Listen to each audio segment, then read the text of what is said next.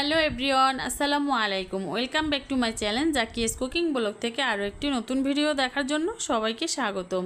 আজ আমি তোমাদের সাথে শেয়ার করব গরুর মাংস দিয়ে বিরিয়ানি রান্না করব, সেটাই তোমাদের সাথে শেয়ার করব। তো তোমরা থাম্বনেল দেখেই বুঝতে পেরেছো, ঘরোয়া উপকরণ দিয়ে অল্প সময়ে অল্প কিছু উপকরণ দিয়ে কিভাবে সুস্বাদু মজাদার বিরিয়ানি রান্না করি সেটাই তোমাদের সাথে শেয়ার করার জন্য আসলাম। তো দেখো কিভাবে আমি রান্না করি, সবাই দেখো। আর ভিডিওটি দেখার আগে সবার কাছে অনুরোধ রইল একটা লাইক দিয়ে আমার ভিডিওটি কন্টিনিউ করবে। তো আমি গরুর মাংস রান্না করার জন্য এখানে 1 কেজি পরিমাণে গরুর মাংস নিয়েছি, আর 1 কেজি পরিমাণে এখানে পোলাও চাল নিয়েছি চিনি গুঁড়া। তো তোমরা চাইলে চালটা কমিয়ে বাড়িয়ে নিতে পারো এবং মাংসের পরিমাণটাও কমিয়ে বাড়িয়ে নিতে পারো। তো বিরিয়ানি রান্না করার জন্য কিন্তু আমি এখানে আলুও নিব। তো এখানে প্রায় মাঝারি সাইজের 3টা আলু নিয়েছি। বিরিয়ানির মধ্যে কিন্তু আলু দিলে কিন্তু ভালোই লাগে। তো তোমরা এটা না দিলেও দিতে পারো, অপশনাল। তো যারা আলু খেতে পছন্দ করো তারা কিন্তু এভাবে বিরিয়ানির মধ্যে আলু অ্যাড করে দিতে পারো। তো আমার ঘরের বাচ্চারা আলু খেতে অনেক পছন্দ করে, তাই আমি এখানে আলু অ্যাড করেছি। তো দেখো আমি মাংসগুলো কিন্তু আগের থেকে অফ ক্যামেরায় সুন্দর করে ধুয়ে পরিষ্কার করে নিয়েছি এবং আলু পরিষ্কার করে নিয়েছি। আর এখন চলে আসলাম চুলায় রান্না করার জন্য। তো আমি কিন্তু অফ ক্যামেরায় চালগুলো সুন্দর করে পরিষ্কার করে ধুয়ে একটা চালনির মধ্যে ছেঁকে রেখে দিয়েছি। তো এটা আর তোমাদের সাথে শেয়ার করলাম না। তো আগে থেকে পোলাও চালটা ধুয়ে রাখবে, তাহলে চালটার গা থেকে পানি ঝরে যাবে এবং অনেক ঝরঝরা থাকবে।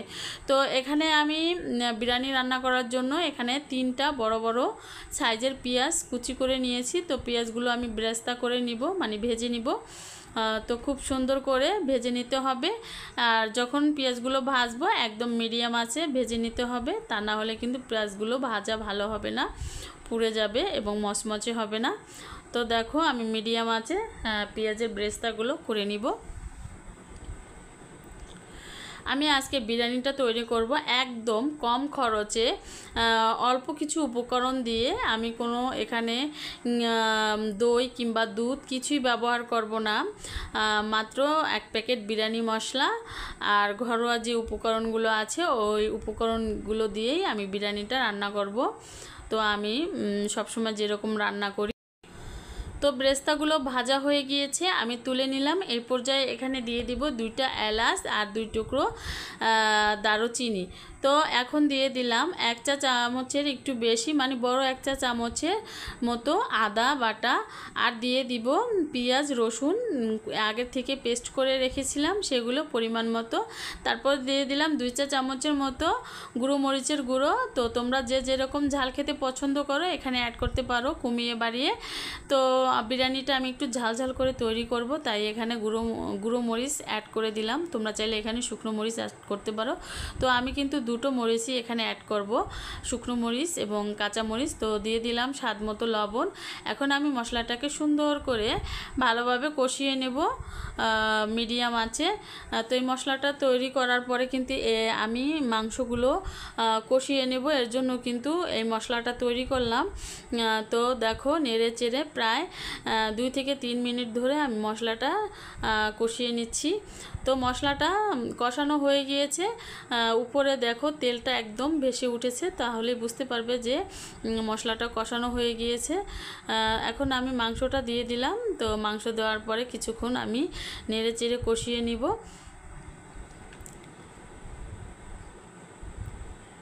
তো দেখো নেড়ে চেড়ে দিলাম। এখন যে অ্যাড করব একটা বিরিয়ানির মশলা নিয়েছি আমি। এই বিরিয়ানির মশলা থেকে আমি এখানে অর্ধেকটা মাংসের মধ্যে দিয়ে দিব। আর কিছু যে বিরিয়ানি মশলাগুলো রেখে দিব এগুলো আমি পরে ব্যবহার করব। তো বন্ধুরা ভিডিওটা সবাই দেখতে থাকো, কেউ স্কিপ করো না। স্কিপ করলে কিন্তু রান্নাটা বুঝতে পারবে না। তো দেখো এখানে দিয়ে দিলাম অল্প কিছু পরিমাণে পানিটা দেওয়ার পরে আমি প্রায় 10 মিনিট মতো জাল করে নিব, যাতে মাংসটা সিদ্ধ হয়ে যায়। তো দেখো মাংসটা সিদ্ধ প্রায় হয়ে গিয়েছে। এই পর্যায়ে এখানে যে আলুগুলো কেটে রেখেছিলাম সেই আলুগুলো দিয়ে দিলাম। তো আলুগুলো দেওয়ার পরে আমি আবারও প্রায় 5 মিনিটের মতো জাল করে নিব, যাতে একটু আলুগুলো সিদ্ধ হয়ে যায়।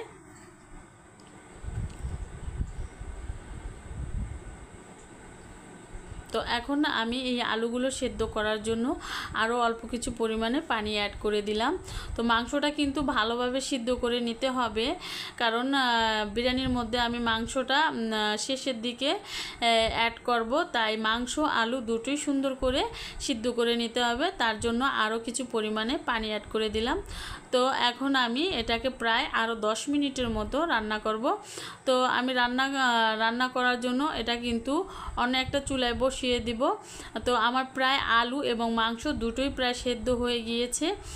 তো আরও কিছু সময় জাল করে নিব। তো পাশের যে চুলাটা আছে ওই চুলায় আমি একদম মিডিয়াম আছে মাংসগুলো বসিয়ে দেব। এ পর্যায়ে আমি বিরিয়ানি রান্না করার জন্য এখানে আলাদা একটা ডেকচি নিয়েছি। তো ডেকচিটাকে আগে আমি একটু গরম করে নিলাম, তারপরে এখানে আমি অ্যাড করে দিব পরিমাণ মতো তেল। তো যেহেতু মশলার মধ্যে অনেক তেল গেছে, এখানে আমি বেশি তেল অ্যাড করব না। এখন তেলটাকে গরম করে নিলাম, তারপরে যে পোলার চালগুলো আমি আগে থেকে ধুয়ে পানি ঝরিয়ে রেখেছিলাম, দেখো একদম শুকনো শুকনো একটা ভাব চলে এসেছে। তো সবসময় পোলাও চালটা এভাবে ধুয়ে পানি ঝরিয়ে রাখবে, তাহলে কিন্তু পোলাও যখন বিরিয়ানি কিংবা পোলাও রান্না করো একদম ঝরঝরে হবে। আর রান্নার আগে কিন্তু এরকম একটু তেলের মধ্যে চালটা সুন্দর করে ভেজে নিলে কি হয়, বিরিয়ানিটা অনেক ঝরঝরে হয়, একটা আর একটার গায়ে কিন্তু লাগে না। তাই সেই ক্ষেত্রে তোমরা কিন্তু এই টিপসটা অবলম্বন করতে পারো বন্ধুরা। আমি কিন্তু সবসময় এরকম করে তেলের মধ্যে একটু হালকা করে ভেজে নেই, একদম একটা আর একটার গায়ে যতক্ষণে না লেগে থাকে ততক্ষণ কিন্তু আমি চালগুলো ভাজতে থাকি। তো প্রায় আমি 2 থেকে 3 মিনিট মতো ভাজলাম, তারপরে দিয়ে দিলাম যে অর্ধেকটা বিরিয়ানি মশলা ছিল, সেই অর্ধেকটা বিরিয়ানি মশলা আর কয়েকটা কাঁচা মরিচ। তো আবারও প্রায় 3 মিনিটের মতো মশলাটা দেওয়ার পরে ভেজে নিব। তো দেখো চালগুলো ভাজা হয়ে গিয়েছে। এখন এই পর্যায়ে এখানে অ্যাড করে দিলাম গরম পানি। তো যেরকম চাল সেই পরিমাণ অনুযায়ী এখানে আমি পানি অ্যাড করে দিলাম। তারপরে দিয়ে দিব অল্প কিছু পরিমাণের লবণ। তো যেহেতু আমি গরুর মাংসে লবণ অ্যাড করেছি, তো ওটা দেখে মানে লবণটা কীরকম হয়েছে সেই অনুযায়ী এখানে আবারও কিছু লবণ অ্যাড করে দিলাম। তো দেখো পানি দেওয়ার পরে কিন্তু আমি 5 মিনিট একদম হাই হিট করে জাল করে নিয়েছি। পানি প্রায় শুকিয়ে গিয়েছে। এখন আমি ঢাকনা দিয়ে ঢেকে একদম লো মিডিয়াম আঁচ করে চুলাটা দিয়ে দিব। তো আমার বিরিয়ানির চালটা কিন্তু একদম সেদ্ধ হয়ে গিয়েছে। তো এই পর্যায়ে আমি যে মাংসগুলো কষিয়ে রেখেছিলাম সেই মাংসগুলো এর উপর দিয়ে দিব। তো চালটা কিন্তু একদম এখনও সফট নরম হয় নাই। তো কিছু সময় মাংস দেওয়ার পরে দমে রেখে দিব। তার আগে আমি এখানে গোলাপ জল এবং কেওড়া জল 1 চা চামচের মতো অ্যাড করেছি, আর এখানে পরিমাণ মতো দিয়ে দিয়েছি ঘি। এখন আমি সবগুলো উপকরণ চামচের সাহায্যে নেড়ে চেড়ে উল্টিয়ে পাল্টিয়ে মিক্স করে নিলাম।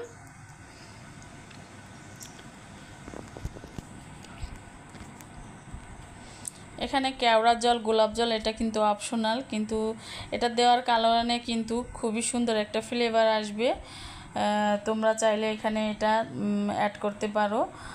দেখো মাংসর কালারটা কিন্তু অনেক সুন্দর হয়েছে এবং মাংসগুলো কিন্তু খুব সুন্দর সেদ্ধ হয়েছে। তো পরে পাশের চুলায় আমি এটাকে একদম মিডিয়াম আঁচ করে ঢাকনা দিয়ে ঢেকে রেখেছিলাম।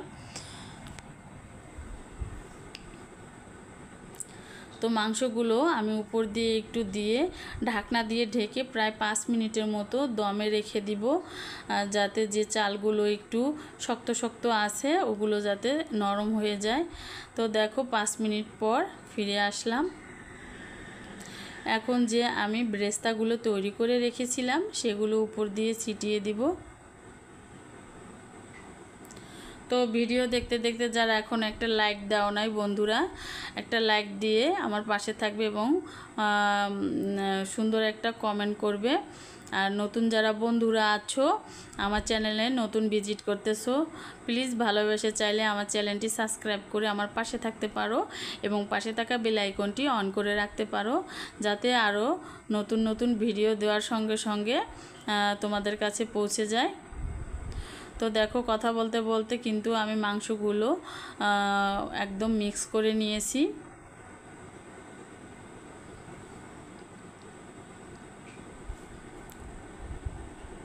তো তো এরকম একটা চামচের সাহায্যে তোমরা এরকম করে মিক্স করে নিবে। মাশাআল্লাহ খুবই সুন্দর একটা ফ্লেভার বের হয়ে এসেছে ঘি দেওয়ার কারণে, আর গোলাপ জল, কেওড়া জল এগুলো দেওয়ার কারণে কিন্তু খুবই সুন্দর একটা ঘ্রাণ বের হয়েছে। তো সবগুলো আমি মিক্স করে নিলাম।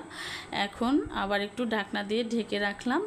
তো দেখো ঢাকনা দিয়ে ঢাকার পরে কতটা সুন্দর হয়েছে, একদম ঝরঝরে হয়েছে। তো আমি একটু তোমাদের সাথে পরিবেশন করে দেখাচ্ছি কতটা লোভনীয় হয়েছে, দেখেই বুঝতে পারবে। তো গরম গরম খাওয়ার জন্য আমি একটু পরিবেশন করে নিলাম। তো এই বিরিয়ানিটা আমার ছুটির দিনের জন্য রান্না করেছি, সবাই মিলে খেয়েছি। মাশাআল্লাহ সবাই খেয়ে অনেক প্রশংসা করেছে। তোমরাও কিন্তু এরকম ছুটির দিনে পরিবারের জন্য এরকম রান্না করে দিতে পারো। তো উপর দিয়ে একটু বেরেস্তা ছিটিয়ে দিলাম পরিবেশনের ক্ষেত্রে, যেহেতু দেখতে সুন্দর লাগবে তাই একটু সুন্দর করে সাজিয়ে দিয়েছি উপর দিয়ে। তো আজ এই পর্যন্তই। সবাই ভালো থাকো, সুস্থ থাকো এই কামনা করি। আল্লাহ হাফেজ, আসসালামু আলাইকুম।